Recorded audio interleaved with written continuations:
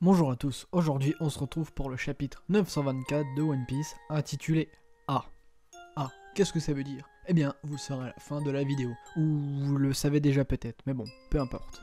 Bon, la page de couverture pas très intéressante, c'est Sentomaru qui coupe du bois pour deux petits ours. Première page déjà fort intéressante. On se retrouve avec Luffy toujours inconscient, et Kaido qui a dessoulé, enfin, il le dira plus tard, mais on voit bien qu'il a plus le visage saoul, voilà. Et il y a des sbires qui dit incroyable, on dirait qu'il respire encore. Logique, il est pas mort quoi, sinon ça serait bête. Et t'as Kaido qui dit ce n'est pas surprenant. Kaido il a reconnu la puissance de Luffy quand même. Et bah Law il nous dit pas le choix, dans l'état il faut que je m'enfuis avec lui. Donc Law veut sauver Luffy apparemment. Reste à voir comment il va s'y prendre. Sauf que, eh ben non, il y a Hawkins qui lui a acheté un petit clou fait de granit marin et on apprend que le granit marin est originaire de Wano et que les plus grands forgerons peuvent rendre très très fin le granit marin. On repart donc sur Kaido qui disait c'est normal que Luffy soit encore en vie, et il précise je ne sais pas si c'est sa rage de vaincre ou juste un faux semblant, mais depuis tout à l'heure il me fixe avec son regard provocateur. Ce petit gars il semble clairement avoir perdu connaissance, mais pourtant... Alors on a le rire de Kaido, oh lololololo, jetez-le dans une cellule, si on arrive à baisser son esprit il fera un excellent tome demain. Ah au fait, sur le Kawara-ban, n'écrivez pas pirate, interdiction d'éveiller la curiosité des lecteurs pour l'étranger.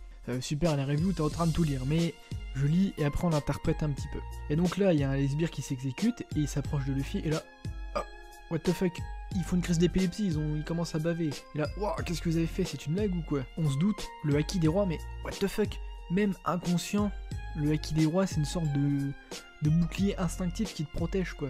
Donc on a Ashura Doji, à l'instant c'était la technique d'Oden-sama, il l'a lancé alors qu'il était dans les vapes. Oden il avait le haki des rois, le haki des rois c'est une personne sur 1 million mais là ça commence un petit peu à devenir un peu trop répandu, mais bon.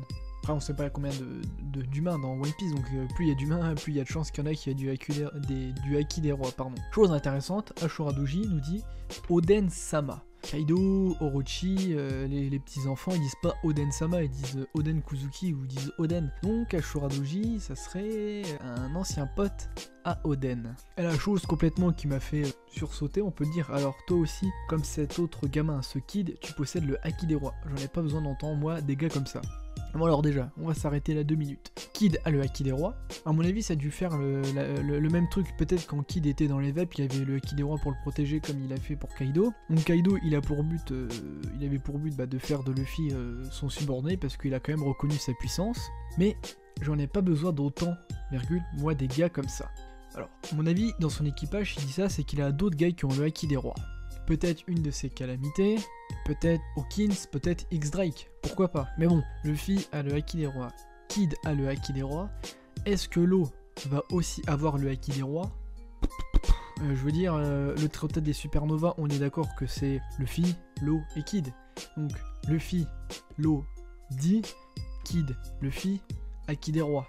Après, est-ce que ce petite histoire est pas trop mal, mais après, si on vient me dire que Law il a le haki des rois et que Kid c'est un D, bon vous avez compris, bon, ça serait un peu trop abusé quoi, c'est concours de circonstances qui fait que les trois mecs qui sont faits pour devenir des légendes. J'aime pas trop les histoires comme ça qu'en fait dans les mangas on te dit oui en fait lui c'est un petit mec random, puis au final bah, en fait c'est le petit-fils de lui, il a un truc sur 1 million, puis au final le gars bah tu peux plus l'identifier à lui parce qu'il est prédestiné à être un monstre. Kaido qui nous dit que Trafalgar ça sera pour une autre fois, qu'il a complètement dessoulé maintenant. Et bah il se transforme en dragon parce que c'est plus facile pour voyager dans Wano. Bon enfin bref, il y a Law qui se dit mince, ce Hawkins c'est plutôt dangereux, bah voilà. Donc on arrive au village d'Okobore avec Kinemon. Et donc le petit grand-père qui dit qu'il est déçu parce que Luffy Talo-san il nous a donné à manger puis ça a été gâché, j'espère qu'il va pas trop faire la mouille. Et on a Kinemon Otsuru 20 ans après. Quelle beauté. Ashura Doji. Quand on dit Ashura Doji, c'est le Shutenmaru. Bon, j'ai entendu dire comme quoi il y en a qui disaient que Shutenmaru c'est Ashura Doji, enfin voilà. Donc là, logiquement, on a la confirmation. Logiquement.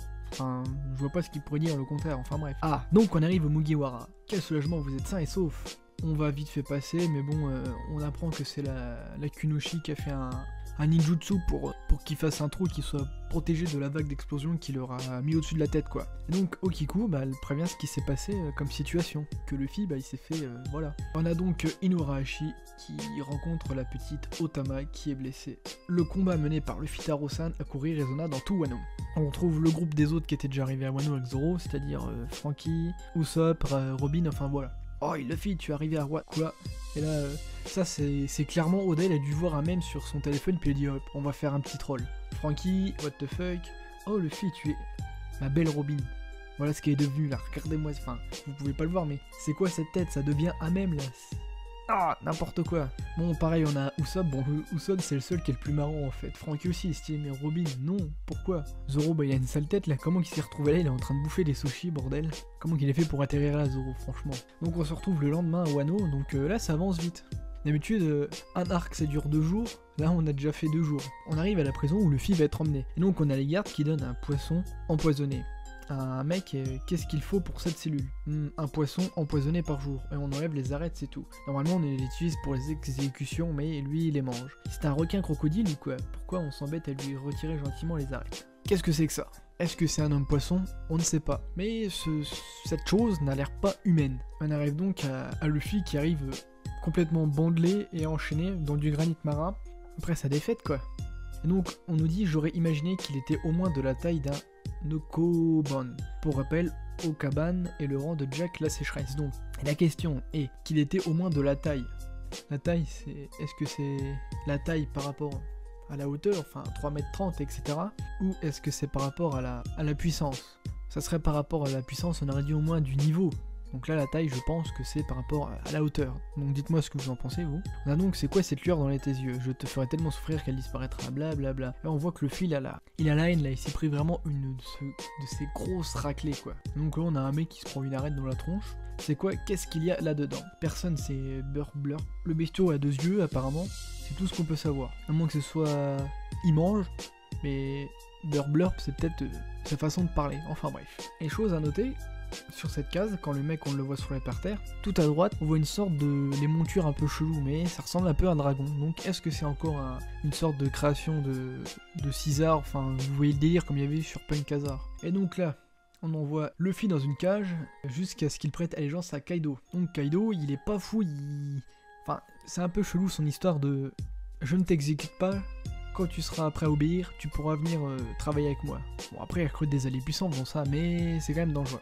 On a donc Luffy qui est balancé et juste à côté il y a Kid. Alors apparemment ils sont pas dans la même prison, enfin dans la même cellule. Ils doivent être côte à côte, donc il y a sûrement moyen qu'au prochain chapitre on ait un petit dialogue. Chose importante là seulement je capte, il est devenu quoi le Nidai Kitetsu? Voilà. Où est passé le Nidai Kitetsu? Et là, on a sûrement une des scènes les plus badass. Luffy, bon lui il est devenu une momie, bon...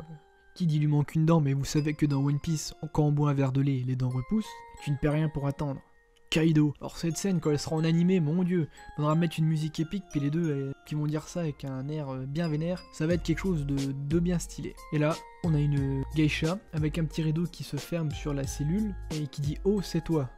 Est-ce le 4ème mur qui est franchi? Wano Kuni, premier acte, enfin il n'y aura pas de chapitre la semaine prochaine, blablabla, relié par les destins vers le 2ème acte de l'arc Wano.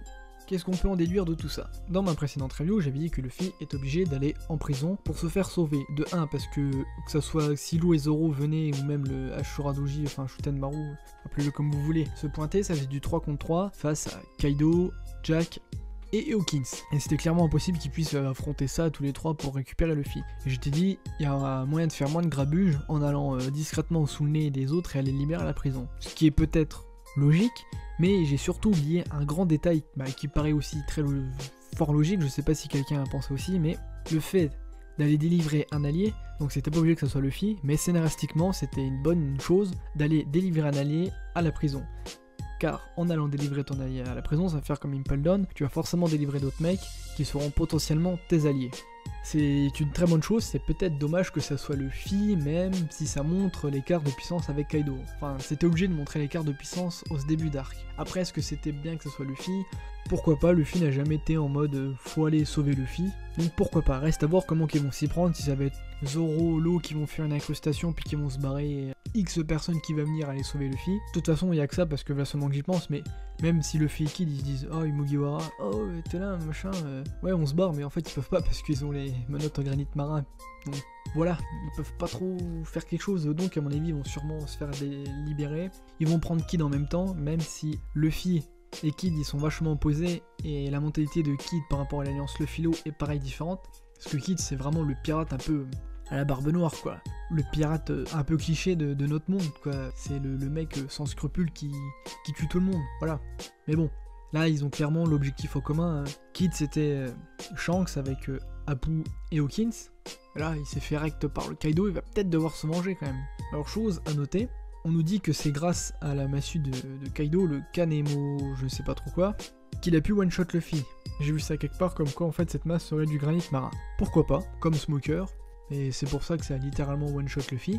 Donc bon, rien de spécial. Le chapitre, bah comme d'habitude on rentre sur un truc de fou. Kaido qui a reconnu Luffy comme un potentiel allié puissant. Est-ce qu'il l'a reconnu comme un Hawkins, comme un X-Drake en mode petit chef de village, ou comme une calamité au niveau puissance, bien entendu. Pareil, je comprends pas cette histoire de Kaido, pourquoi il doit pas avoir beaucoup de mecs sous son commandement qui ont le haki des rois. Est-ce qu'il aurait peur d'une potentielle menace? Je ne sais pas pourquoi. Au contraire, t'as des mecs qui ont le haki des rois sous ton commandement, écoute, t'es quand même bien loti quoi. C'est ça qui est bizarre. Et pour finir, ça, moi je savais complètement rien, mais le titre du chapitre qui est K, A, je sais plus. En fait, c'est par rapport, j'ai vu ça, aux pièces de théâtre qui s'appellent Ju-A ou K, je sais pas trop quoi, blabla. Ça se déroule en 5 actes, et là, donc ça serait le deuxième acte, etc. C'est là où ça devient le plus intéressant, voilà. Je ne sais pas trop, il y en a qui ont découvert ça, qui vont le diront, sûrement expliqueront mieux que moi, mais voilà. C'était pour préciser quand même s'il y en a qui n'avaient pas du tout entendu parler. Malheureusement, pas de chapitre la semaine prochaine, mais ce n'est pas grave, ça laisse le temps de souffler. Est-ce qu'on va repartir sur de la rêverie? Je ne sais pas, ça reste à voir. J'espère que ça vous a plu et je vous dis sur ce à la prochaine.